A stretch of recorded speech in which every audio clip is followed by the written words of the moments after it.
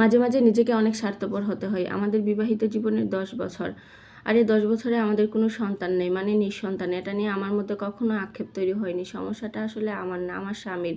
মানে অনেক ডাক্তার পরীক্ষা নিরীক্ষা করানো হয়েছে, মানে আমার কোনো সমস্যা ধরা পড়েনি, মানে আমার স্বামী কখনো বাবা ডাক শুনতে পাবে না আর কি। তো তারা হচ্ছে 2 ভাই, আমার ভাসুর আর আমার স্বামী। মানে আমার স্বামী হচ্ছে ছোট, তো আমার ভাসুর বিদেশে থাকে আর আমার স্বামী দেশেই ছোটোখাটো ফার্মের ব্যবসা, মানে মুরগির ফার্ম, মানে হাঁস মুরগি এই ধরনের আর কি, কৃষি নির্ভর ফার্ম আছে আমাদের।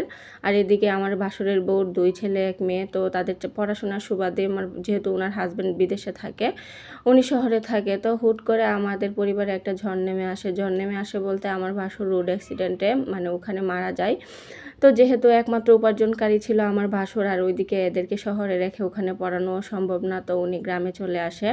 তো গ্রামে চলে আসার পর ওখানে গ্রামের স্কুলে বাচ্চাদেরকে ভর্তি করানো হয়। তো হুট করে দেখলাম যে আমার শাশুড়ি আমার কাছে একটা আবদার নিয়ে আসে, যেহেতু আমার স্বামী কখনো বাবা ডাক শুনতে পাবে না, আর বাচ্চাদেরকে উনি যথেষ্ট আদর করে, আর বাচ্চাদের প্রতি ওনার একটা আলাদা মোহ আছে, মানে আমার বাসুরের বউকে দিয়ে তাকে বিয়ে করানোর জন্য। তো আমার স্বামীও দেখলাম যে মোটামুটি রাজি, এদিকে আমার বাসুরের বউ রাজি।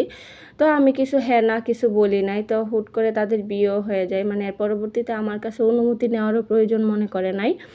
আর দেখলাম যে বিয়ের পরে মানে অবস্থা আরও বেশি খারাপ, মানে আমি ওই বাড়িতে কোনো রকমে মানে মানে কাজের মানুষের মতো টিকে আছি এই টাইপের।